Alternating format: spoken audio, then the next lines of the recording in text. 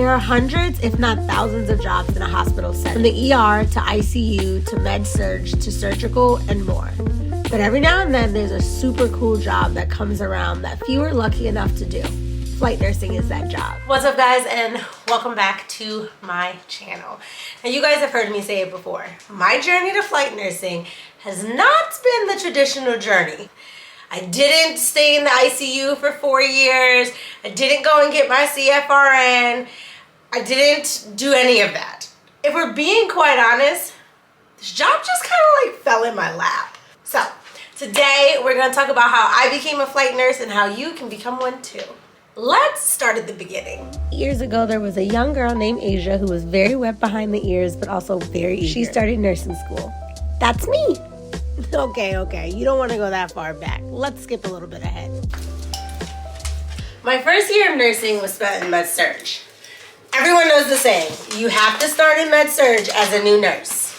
Well, that's not the case, but I fell for it too. Let's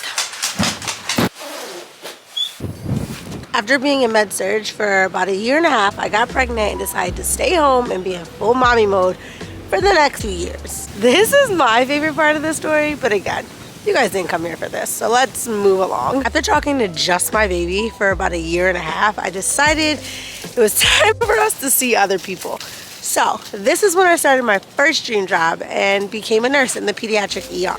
This is where I would say that I got probably the most amazing experience of my nursing career.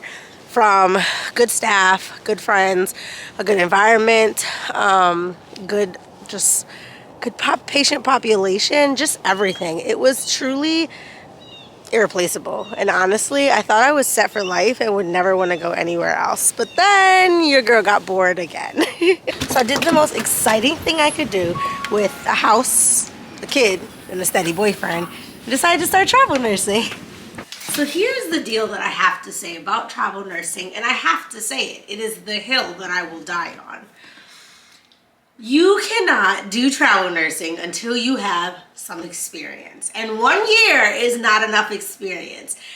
At the time, I had been a nurse for 5 years, about 5 or 6 years, and I had 4 years of experience under my belt. Even then, I still ran into things that I was like, wasn't expecting that. I just don't think that 1 year, sometimes even 2 years, depending where you are and what specialty you're in, can be enough for travel nursing. And that's all I have to say. I'll let it go. I won't die on this hill with you guys today, but that is how I feel. So at this time, I've been traveling for almost 2 years. I've been to a few different cities and a few different units.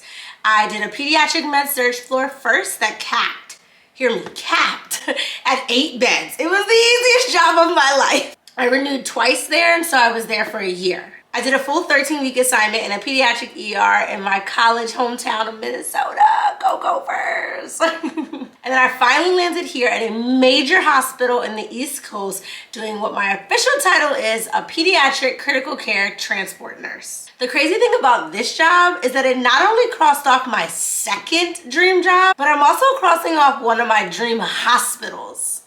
It's wild. So let's back up a little bit. To find travel jobs, I typically go on agency-specific sites, word of mouth from other travel nurse friends or other recruiters, or my all-time favorite, Facebook travel groups. That's where I actually found this gig now.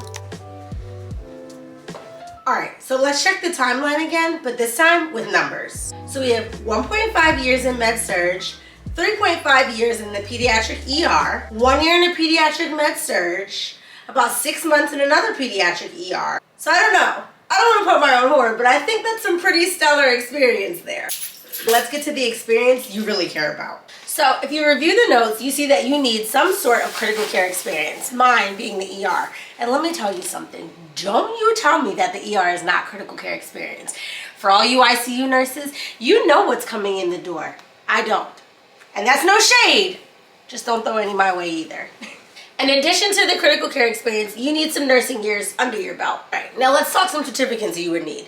You would need ACLS, you would need NRP if you plan on working in peds, you would need PALS if you plan on working in peds. You might go and get your certified nursing certificate depending if it's in peds or adults again. And then you would need your CFRN, which is your Certified Registered Flight Nurse Certificate. Now, again, here comes my non-traditional pathway here. I do not have my CFRN. This was, again, a position that was kind of thrown into my lap. But if I decided to keep going with this flight nursing and don't get bored with it, then it's definitely a certificate that I would get. But again, I get so bored, who knows what I'd be doing next? Who even knows what I'd be doing next month? So to me, it's not just about the critical care experience that matters, it's also about your belief in yourself. One of the biggest things I think you need in this career is confidence, and that's in nursing in general. It's not just about saying I have the experience, I've worked here, I've worked there. It's about having the confidence to believe in yourself and say, I know I can do this. We all doubt ourselves sometimes. I had a baby the other day that had transesophageal fistula. When I got to the bedside, the baby was desatting. I was like, holy crap, what do we do? But the reality is, it kicked into gear. I was able to get the baby's sats back up and do a perfect transport back to their main campus. And don't forget, you always have to believe in yourself too. All right, guys, I gotta get to work, so see you next time. Tell me in the comments below, what kind of nurse are you now and what's your dream job?